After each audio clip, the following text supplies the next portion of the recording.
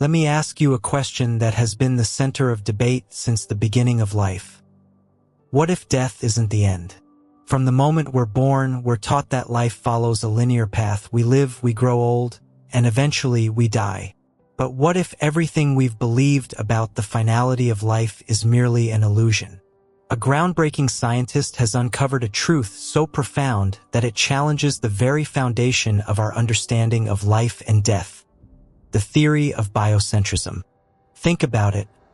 We experience the world through our senses, interpreting everything around us through the lens of our consciousness. But scientists haven't yet unraveled the true nature of human consciousness because it's really challenging to study it using traditional scientific methods. So, if no one knows how consciousness truly works, then it's up to other scientists to theorize about it. And that's more or less how the theory of biocentrism came to be. It posits that consciousness transcends the physical and that our perception of life and death is merely a construct. This idea began to take shape when Robert Lanza, a medical doctor and scientist, started questioning whether consciousness was truly limited to our physical form. If consciousness isn't confined to our physical bodies, then death, as we commonly understand it, might not exist in the way we believe. Lanza drew from principles of quantum physics, which have long baffled scientists with their strange and counterintuitive behavior. Quantum mechanics shows us that particles can exist in multiple states at once, and that reality only solidifies into one state when it's observed. In a fascinating experiment, scientists observed that particles could behave differently depending on choices made by an observer at a later time. This isn't just a quirky detail of quantum mechanics. It hints at something far deeper. If our decisions in the present can alter past events, it suggests that time, as we understand it, is not a one-way street. The flow of time and the energy of consciousness might be much more fluid than we ever imagined. This suggests that the observer's consciousness plays a crucial role in shaping reality. If this is true, then our experience of death might just be one of many possible outcomes dependent on our consciousness. So what if, upon death, our consciousness simply shifts to another state, another dimension, or another reality altogether? The implications of this are staggering. It means that our journey doesn't end with the physical cessation of the body, but continues in ways that our current understanding cannot yet grasp. Let's try to imagine this better with an exercise. Imagine, for a moment, that the very essence of who you are is actually a stream of energy. When the body ceases to function, this energy doesn't simply disappear. In fact, one of the fundamental principles of science tells us that energy cannot be created or destroyed. It only transforms. Biocentrism suggests that this energy may transfer from one realm to another, much like light refracting through a prism. But this leads us to yet another intriguing question. If consciousness is energy, where does it go when the body dies? Think of consciousness as a projector. It doesn't create the images, but brings them into focus, displaying different outcomes based on the observer's decisions. This suggests that reality itself is shaped by consciousness, a concept that biocentrism explores deeply. Space and time, as rigid constructs that define our physical existence, are merely tools used by consciousness to make sense of the sensory experiences we encounter. This idea is mind-bending, but it's also liberating. Imagine waving your hand through the air. What remains if all matter is removed? Most would say nothing, but that's not entirely true. The same principle applies to time. Behind the bone casing of your skull, there is no direct perception of time. Everything you see, feel, and experience is a complex interplay of information within your mind. From this perspective, space and time aren't absolute realities, but rather the framework that consciousness uses to organize experiences. If time and space are constructs of consciousness, then what does that mean for death? Biocentrism suggests that if these constructs don't exist in the way we think, then neither does death. Even Albert Einstein, in reflecting on the passing of his friend Michel Besso, touched on this profound idea. He said, "Now he has departed this strange world a little ahead of me. That means nothing. People like us know that the distinction between past, present, and future is only a stubbornly persistent illusion. In this view, immortality isn't about an endless existence within time but rather an existence outside of time altogether. This challenges us to rethink what it means to live and to die. What if adopting the perspective of biocentrism could change how we understand the universe and our place within it?" This perspective on death resonates with the ideas of several philosophers throughout history, particularly those who explored the nature of existence and consciousness. One such thinker is the German philosopher Gottfried Wilhelm Leibniz, who lived from 1646 to 1716. Leibniz was a proponent of metaphysical ideas that align with the principles of biocentrism. He introduced the concept of monads, which he described as simple, indivisible substances that make up the universe. According to Leibniz, these monads are centers of consciousness, and each one reflects the entire universe from its unique perspective. In this sense, every individual consciousness is an expression of the greater whole, and the death of a single monad does not equate to the destruction of the consciousness it embodies, but rather to a transformation within the vast network of existence. Leibniz's ideas can be seen as a precursor to the modern biocentrism theory, as both suggest that consciousness is not bound by the physical body or the material world. Instead, consciousness is a fundamental ongoing process that transcends the boundaries of life and death. This perspective encourages a view of death not as an end but as a continuation, a shift in the state of being that aligns with the natural flow of the universe. In a similar vein, the French philosopher René Descartes, who lived from 1596 to 1650, also explored the relationship between mind and body. Descartes famously declared, "Cogito ergo sum," I think, therefore I am, emphasizing the primacy of consciousness in defining existence. While Descartes' dualism separated the mind from the body, suggesting that the mind could exist independently of the physical form, biocentrism takes this idea further by proposing that consciousness itself shapes reality. In other words, our awareness and perceptions are not merely passive reflections of the external world.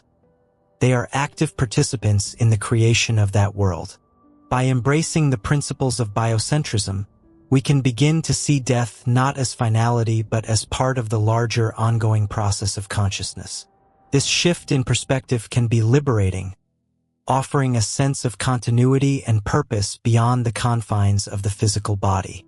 It suggests that our consciousness is not extinguished by death, but rather moves on to explore new dimensions of existence. Continuing the exploration of biocentrism and the nature of death, we can look to various cultural and spiritual traditions that offer unique perspectives on life, consciousness, and what happens after death. These traditions, rooted in different parts of the world, often reflect beliefs that align with or expand upon the ideas proposed by biocentrism, suggesting that consciousness is not only central to existence, but also continues beyond physical life. Hinduism and the cycle of rebirth. In Hinduism, a central belief is the concept of samsara, the cycle of birth, death, and rebirth.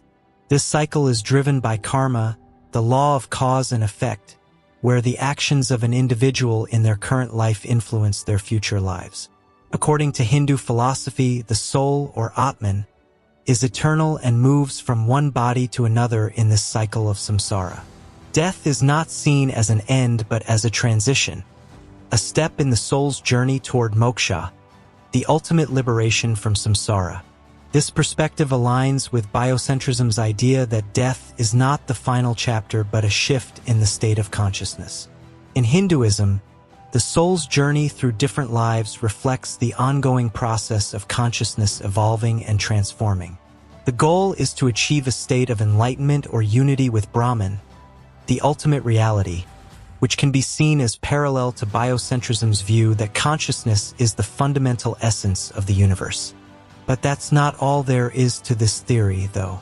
Let's delve a little deeper. To fully embrace biocentrism, one must go beyond complex physics and embrace its metaphysical implications. At its core, biocentrism presents a vision of the universe that is not a cold, mechanical system but a living, conscious entity. This contrasts sharply with the traditional view of the universe as a clockwork mechanism devoid of life or purpose. Instead, biocentrism transforms the perceived emptiness of outer space into a realm brimming with life and consciousness. In this paradigm, consciousness isn't just an attribute of living beings.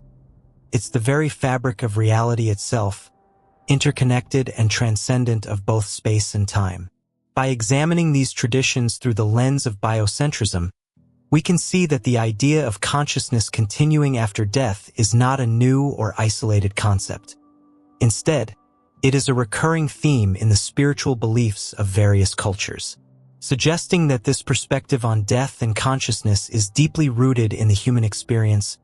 Biocentrism, by proposing that consciousness is fundamental to reality, provides a modern scientific framework that echoes these ancient beliefs. It invites us to reconsider our understanding of death not as finality but as part of the ongoing journey of consciousness. Isn't that comforting? This means we now have the possibility to explore the mysteries of life and death with an open mind and a deeper appreciation for the continuity of existence. Dr. Lanza's perspective offers a profound sense of unity, reducing the isolation and loneliness that many feel in a seemingly indifferent universe. If consciousness is the thread that weaves the universe together, then death is not the end of the story.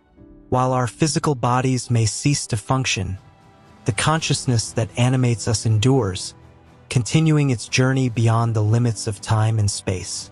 And that's what leads us to another, more complex concept, the idea of backward time travel.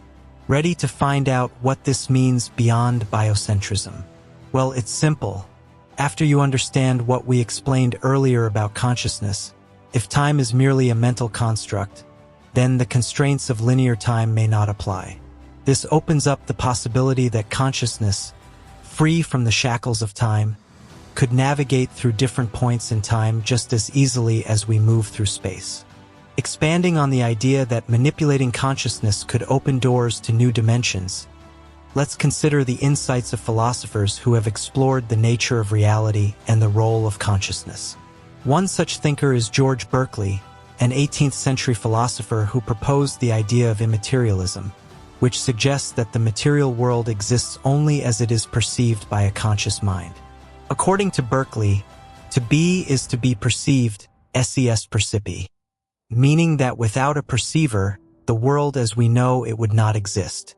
Berkeley's philosophy resonates with the concept that reality is shaped by consciousness. This also means that altering our state of consciousness could indeed give us access to different aspects of reality that are otherwise hidden from our everyday perception. This idea aligns with the notion that manipulating consciousness through meditation, dreams, or other means might enable us to tap into new dimensions of existence. For Berkeley, the external world is not an independent entity. It is constantly in flux, dependent on the mind that perceives it. This concept challenges the conventional view that the physical world exists independently of our awareness. This is where the potential for new dimensions comes into play.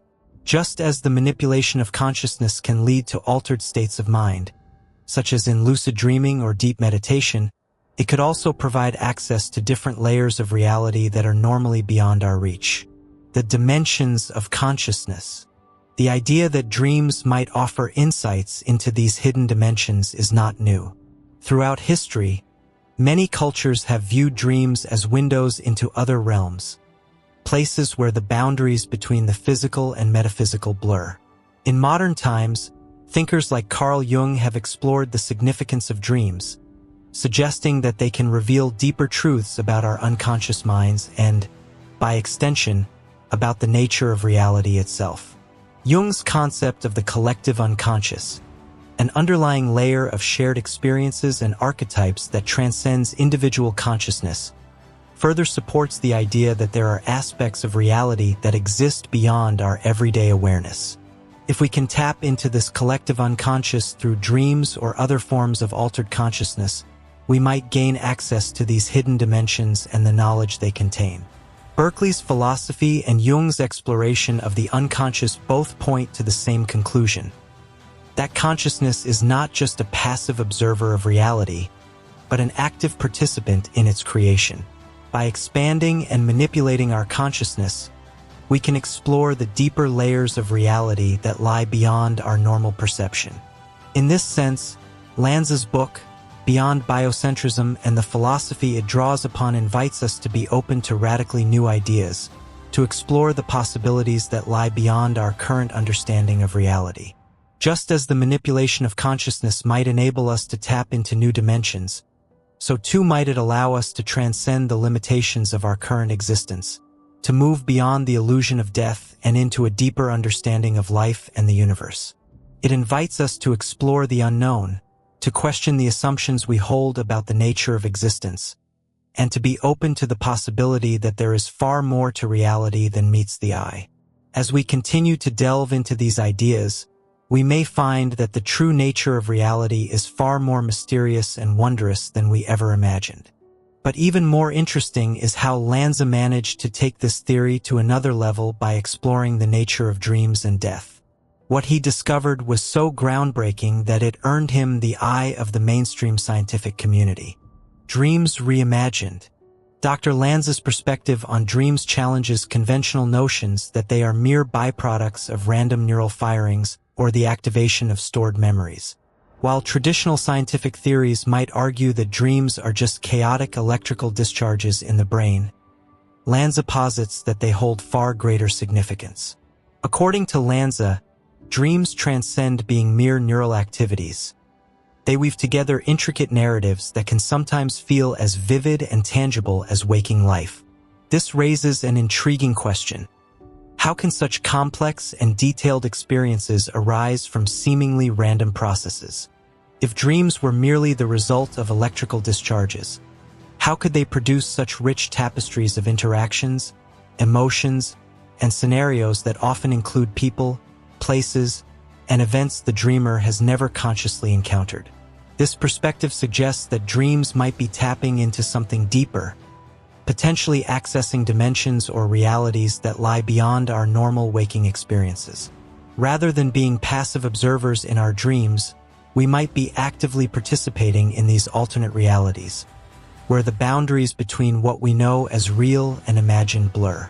Lanza's view invites us to reconsider the nature of dreams, not as mere reflections of our subconscious minds, but as windows into other realms of existence.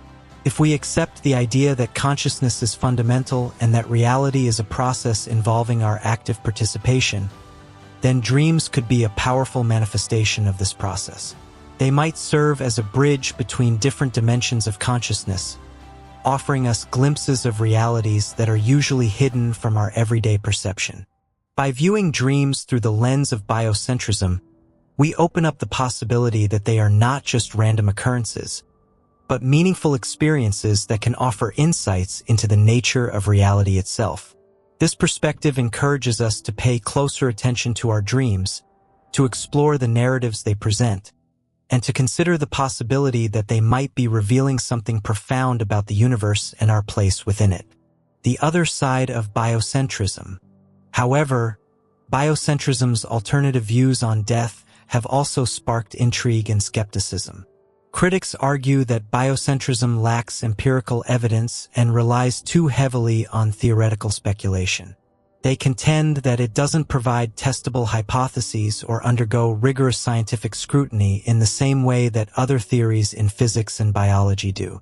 While it's true that biocentrism is not as empirically grounded as more traditional scientific theories, it represents an attempt to bridge the gap between consciousness and the physical world, a challenge that has long puzzled scientists and philosophers alike. Biocentrism invites us to rethink the nature of reality by integrating consciousness into the equation, proposing that traditional materialist views might be missing a critical component. It challenges the reductionist view by suggesting that consciousness cannot be fully explained by physical processes alone. Instead, It posits that consciousness plays a central role in shaping reality. This is not entirely new. Other philosophical traditions, like idealism, have also proposed that mind or consciousness is primary. Biocentrism aligns with these views, encouraging a re-examination of the assumptions underlying materialism. It doesn't necessarily deny the import of the brain, but suggests that our understanding of consciousness might require a more holistic approach that integrates it into the fabric of reality. From a biological standpoint, death marks the cessation of all vital processes, and there's no scientific evidence to support the continuation of consciousness afterward. So, how does biocentrism react to this fact? Lanza's work doesn't deny the biological aspects of death, but argues that these do not necessarily encompass the full story. It suggests that consciousness, which might not be confined to the physical brain, could persist in some form beyond death, perhaps in the shape of energy, dreams, or something far more mysterious. This is a hypothesis that aligns with various spiritual and metaphysical traditions around the world. The lack of current empirical evidence doesn't rule out the possibility that consciousness operates in ways that are not yet fully understood or detectable by current scientific methods. All in all, Lanza's theories suggest that what we perceive as the end may simply be a transition, a doorway to another dimension of existence where consciousness continues to play a central role. As we reflect on these ideas, we are reminded that the mysteries of life and death are far from settled, and perhaps the journey of discovery is only just beginning. Whether or not biocentrism holds the ultimate truth, it undoubtedly opens the door to profound questions and new ways of thinking about our place in the cosmos.